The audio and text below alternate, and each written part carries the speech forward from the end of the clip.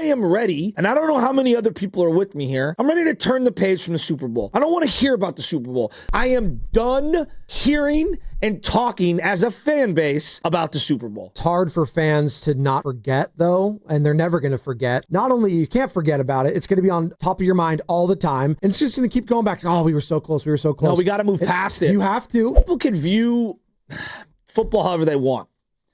How I view it is different. And what I'm going at is like team building. I think we do this thing like, do you have a franchise quarterback? He's going to play 15 years for you. It's like, dude, you know how many few guys play 15 years in the NFL, let alone on one team as the starting quarterback? Well, we do this every year. It's, we're going to go division by division. Who's going to be the winners? Every single year, you're just going to take the best quarterbacks. That's what people do. But every single year, you're going to be wrong because things change. Well, because things change somewhat to that. No, I would agree. Because I don't think anyone had the Bo Nix Broncos in the playoffs last year. Yeah, but they didn't win the division. They didn't win the division, but they made the playoffs, is what I'm saying. Sure. So, like, there'll be some upset surprises. Yes. But, like, in terms of team building, it's really like a 2 to 4 year window, right? Give or take. It might be even, it might just straight up be 3 years. I mean, if you look at the Shanahan era, 2017, 2018, 2019, it felt like they were building up a window to something. And then 2020, a lot went wrong. Mm-hmm. Now, that was like a 3 year run, if you will. And then, because 2017, they were basically an expansion franchise. But because of the George Kittle draft pick, because of the Jimmy Garoppolo trade, that set you up for that window. Now, are there carryover players from one window to another window? Absolutely. Yep. Absolutely. George Kittle's still here, right? Now, that 2021, 2022, 2023 team felt like a 3 year window team. And there were some different parts. Ayuk emerged throughout that time and became a totally different player from 2021 through 2023. Dre Greenlaw really emerged during that time. Talanoa Hufanga had stepped up. Mm-hmm. Brock Purdy emerged late in 2023. Late in 2022 and then into 2023. Who could forget? Jimmy Garoppolo faded, obviously. But that was like a 3 year run. 2021, 2022, 2023. And then last year, 2024, similar to 2020, just is the end of the run. Yep. It just is. So I look at this 2025 as the start of kind of Kyle Shanahan 49ers 3.0. And that's how I'm viewing it. Are there some carryovers? Yeah, there is. There's Brock. There's Kittle. There's Bosa. There's Warner. Now, some of those guys have been a part of different versions of this team. Brock, this is kind of his second little kind of go around with this squad. And they're building the nucleus around them. I find that to be fun and exciting. And I am ready, and I don't know how many other people are with me here. I'm ready to turn the page from the Super Bowl. I don't want to hear about the Super Bowl. Is it a reference point? Yes. Are we going to talk about last year? Absolutely. Because everything is going to be contrasted with what you just did last year. Who was the DC last year? Who was your personnel last year? How bad were you on this particular play and that play? And what did you in? And wow, look how much different CMC is this year versus last year because he barely played. Like, we're going to contrast last year, no doubt about it. I am done hearing and talking as a fan base about the Super Bowl. It's hard for fans to not forget, though, and they're never going to forget. I didn't say forget. I know, you didn't say it. I said I don't want to talk about it. But it's hard to, not only you can't forget about it, it's going to be on top of your mind all the time. And it's just going to keep going back. Oh, we were so close. We were so close. No, we got to move past it. You have to. Yeah, I'm with you, but it's very difficult for fans to do that. That's why I want to take the temperature right now. Niner fans, are we hot or cold on this team right now heading into training camp? Are we hot or cold on this team right now? You spoke about this new iteration of the Niners. It's 3.0. It's Kyle Shanahan 3.0. He spoke to Tim Kawakami via the TK show. It launched yesterday, this entire podcast. Really good stuff. Tim Kawakami sitting down with the head coach of the 49ers. He talked about losing key players from the previous score in his sit-down. But to lose some of these guys, a little depression adds. One, they're really good players. You can't win without good players. Two, I'm very close with some of these guys. I've gone through 8 to 6 years with all of them. So that's also a big deal. And you don't know how you're replacing them either. And then there comes the anxiety of what you talk about of just being a true coach. Well, I'm just a coach. I'm not thinking business. It's like, wait a second. who is there? Well, we got to find one in the draft. We'll try to find one in free agency, but why don't you go get this guy? Why don't you go get that guy? Like, well, because it costs too much money. And sometimes you're in a position where you can go spend that money, and we have. Well, we spend money, but that's the rules with the league. You got to balance it out the right way. So, like, I will never, I've done this too long, and I grew up doing it, being around it too much, that I will never make an emotional attachment decision. It all has to do with what will get me the most emotionally is what helps us win now. But what is always in my mind is what can help us have sustained success. And those are the two things that you tie together. And that was Kyle Shanahan on the Tim Kawakami Show. By the way, some of those key departures that we're talking about, the unrestricted free agents who did depart, Dre Greenlaw, gone. Javaris Ward, gone. Isaac Yiadom, gone. Elijah Mitchell, gone. Jalen Moore, gone.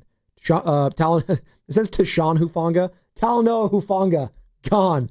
And then veterans that were released or cut, Javon Hargrave, Malik Collins, Leonard Floyd, Tabor Pepper, your boy, Mitch Wishnowski, Alex Barrett, Deshaun White, and that totaled in $38.2 million in dead cap savings there. So a lot of players from that, 2.0 version of the Niners, as you're alluding to with Shanahan, are gone.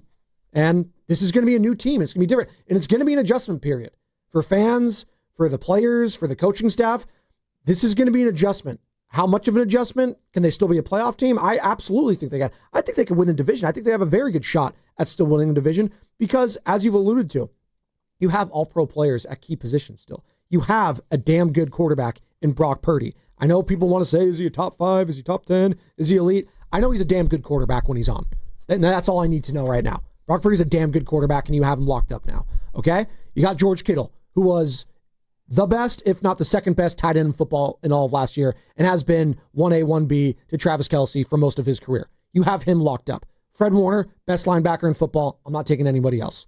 All right? So you have key positions that were there. Nick Bosa, I still think he's a top 5 defensive end. Now, has he lived up to the contract? This is a different story. I still think most teams would love to have a Nick Bosa season from last year. Okay? Would you also, just like as we kind of looking at this, there's got about 6 or 7 new starters on defense. Yes. So that isn't, again, I think that's going to be a big work. We're predicting divisions and wins. No.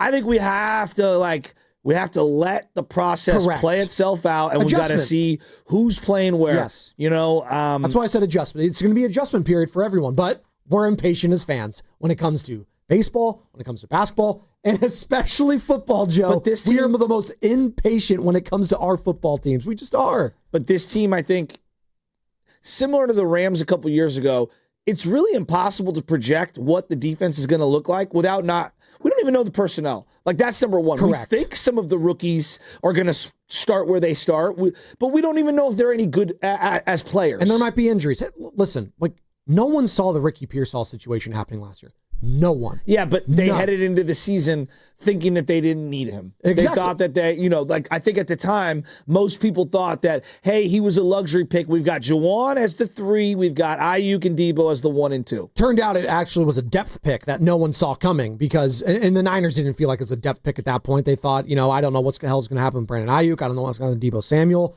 But clearly they missed Ricky Pearsall just having the body out there, right? As he was recovering both physically and emotionally from the gunshot wound. Yeah, and I'm looking at the team right now. I mean, just look at who your depth chart is right now. Like, it's an interesting look. Like on defense in particular, I don't know how anyone could sit here and have any idea of what their defense is going to look like. Obviously, Saleh coming back as a DC.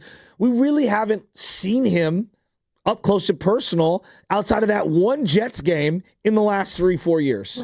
Right. So I don't know what he's evolved into. I don't know what his principles are currently. I don't know what he's going to lean into. Going off what he did 5 years ago, like I think he's grown since then, right? And yes. And the personnel is dramatically different. D Winters. We saw a little bit of D Winters in the Dre Greenlaw spot. But if I told you Nick Martin took his spot, and who's the rookie that they drafted. Okay, I don't even know what kind of player D. Winters is currently. How could I even begin to assess what Nick Martin's going to look like? When I had Dre Greenlaw and Fred Warner, I had a pretty good idea what the D was going to look like. Well, it's a good point, and I'll say this, because you like to give credit to Shanahan when it comes to mix and match in the wide receiver core. Whoever's doing it, if it's John Lynch, if it's Kyle Shanahan, if it's both of them in tandem, whoever the scouts are when it comes to linebackers for San Francisco have been crushing it in the Lynch Shanahan era. Whether it's Dre Greenlaw, Fred Warner, Azeez Al-Shaair, right? Felt like they kind of missed that guy, just having that depth there. Well, he was also a guy that would get an ugly flag, too. Well, he did that last year for the Houston Texans, I right? love that about him. Was it Trevor Lawrence? Is that what it was, right? Yeah, so. You know, like I look at their, like, we talk about linebackers. Like, this team has been led by their linebacker play. I know we always say, like, oh, the D-line, and there's no doubt the D-line has been a strength of the team when they've been good. But the linebackers the heart and soul have been the linebackers. Absolutely. Yeah. I mean, when these two play the way that they play, they're unbelievable. So we'll see, like, who's sitting there next time. Then I look at the defensive line. All right, Elliott Jordan. We got a little look at him last year. Jordan Elliott? Excuse me, Elliott Jordan. Jordan Elliott. Thank you. Most people recognize him from his time with Cleveland, right? Like they have an idea, but D tackles, that's not a sexy thing that we talk about much, unless you are one of the Aaron Donalds or DeForest Buckners. Chris Jones, exactly. There's like 3 or 4 of them that you're going to like talk about. That's it. Right now they have projected, you know, whether it's Kevin Givens, who was here a few years ago and is now back, whether it's him, whether it's Alfred Collins, who's the rookie that they drafted. I don't know. We'll see. Yeah. Kalia Davis has been here a couple years. Yeah. Haven't seen a lot of him. And then, you know, you got Bryce Huff, who was iced out in Philadelphia, who was good with the Jets when Saleh had him. I don't know what he is currently. And I don't know if Michael Williams is ready to contribute. Could he be Manny Lawson? Sure, I could see that. Could he be Aldon Smith? Okay, that would be a leap because Aldon was incredible. Or is he somewhere in between? Like, I don't know. So I'm looking at just the front 7. There are so many question marks to make a projection on 11 wins, 12 wins.